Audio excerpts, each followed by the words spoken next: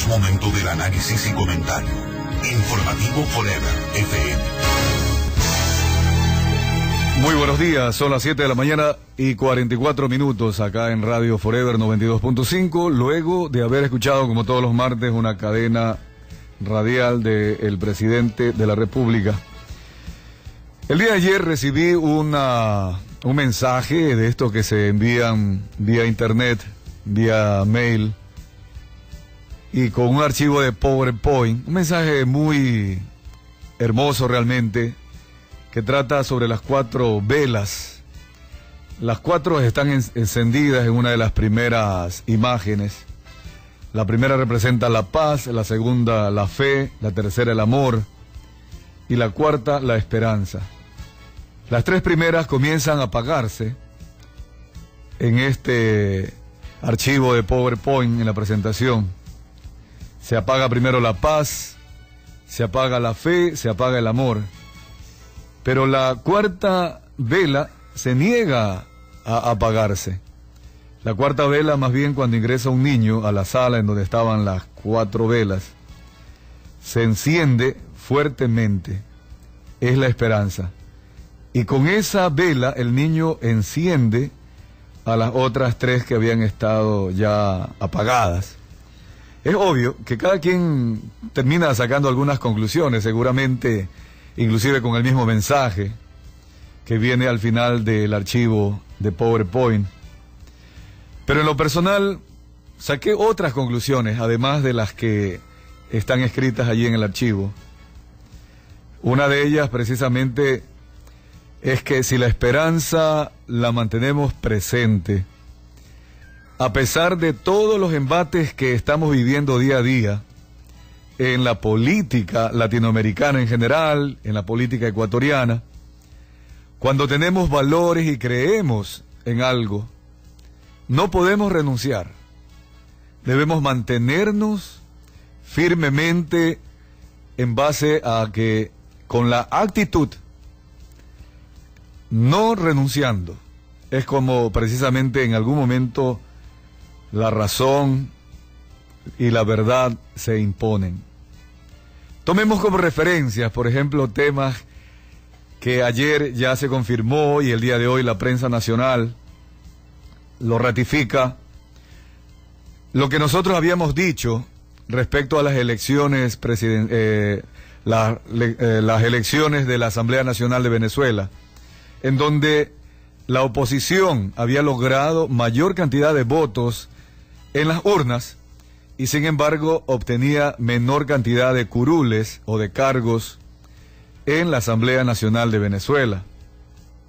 En la práctica, con el 48% de los votos, el presidente Hugo Chávez logró tener el 55% de los cargos. La radio tiene la ventaja de la inmediatez sobre la prensa. Esta información prácticamente dio la vuelta al mundo ayer en la madrugada, ya cuando los diarios estaban impresos. Y nosotros habíamos leído el diario digital de la BBC de Londres, que daba cuenta de esta información. El día de hoy usted puede buscar especialmente el diario Universo, que lo pone en primera página, y también el diario Hoy.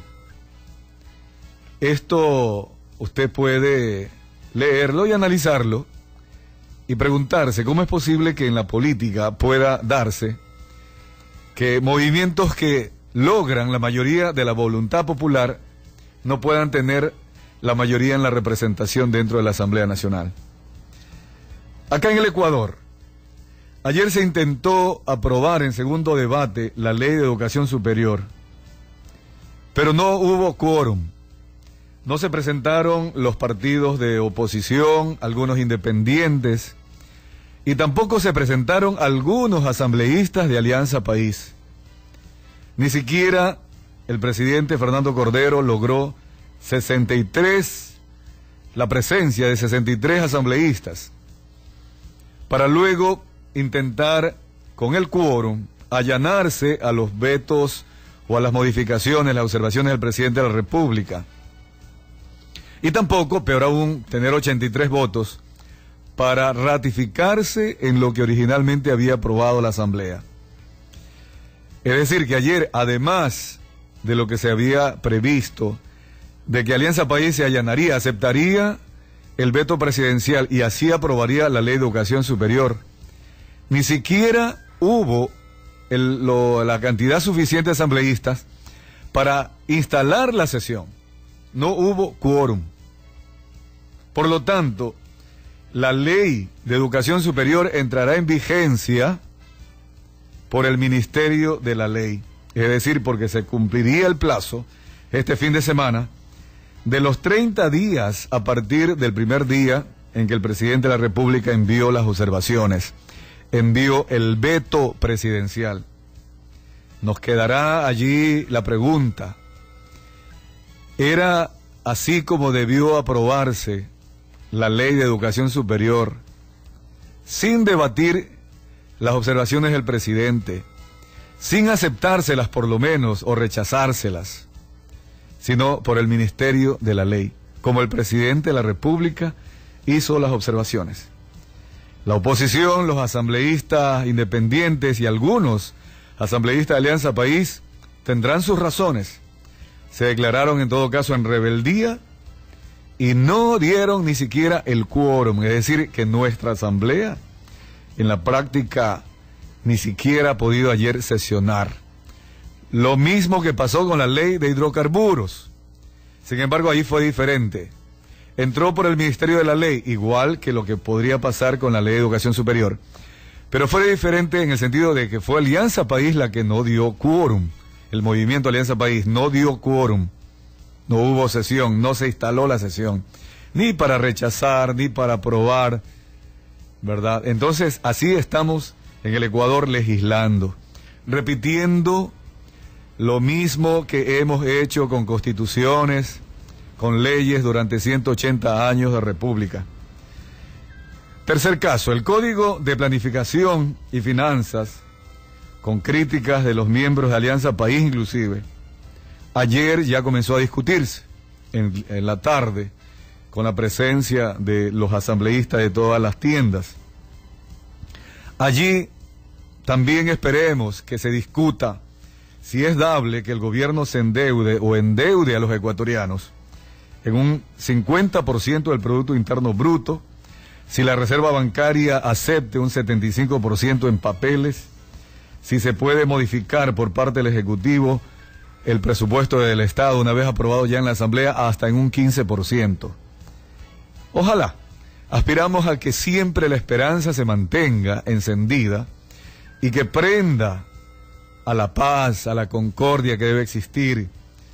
Debe mantenerse la fe y el amor, que para no hablar de amor muchas veces se habla de la tolerancia, se habla de la concertación, y poder de esta manera precisamente mantener esa esperanza en el futuro. Pero hubo un cuarto caso que me motivó a tratar este tema. El día de ayer recibí una llamada telefónica de un amigo oyente. Lo digo en pocas palabras, en un resumen. Él es proveedor del Estado, tiene el RUP, el Registro Único de Proveedor del Estado, aparece en las páginas del Estado. Y recibió una invitación a presentar una oferta y participar en una licitación pública.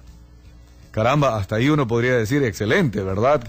Que todos los ecuatorianos reciban, si son proveedores del Estado, esta invitación.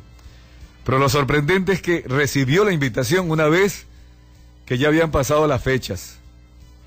Las fechas para preguntar, las fechas para presentar la licitación y las fechas para cerrar precisamente, o sea, para presentar las ofertas y para cerrar la licitación.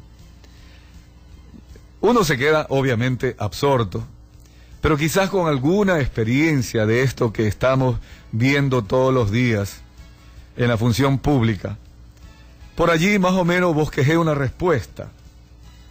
Podría ser que lo están utilizando para decir, hemos cumplido la normativa, invitamos a presentar ofertas,